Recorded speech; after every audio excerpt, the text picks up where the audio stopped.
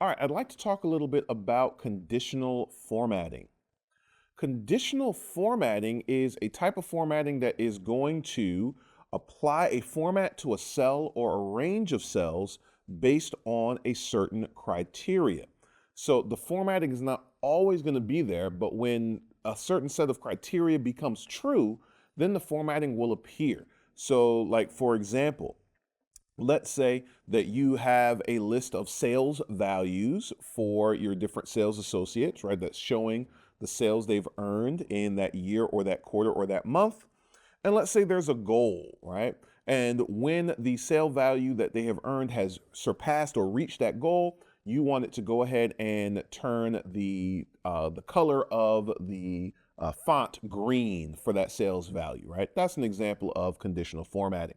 And conditional formatting is great because we can apply it places where the condition has not been met yet. And then once the condition is met, the formatting will kick in.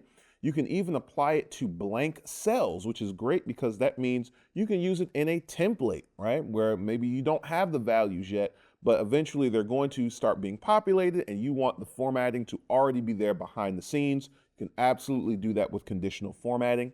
There are different types or categories of conditional formatting. It's very easy to apply and edit. We're going to take a look at how to do those things in other videos.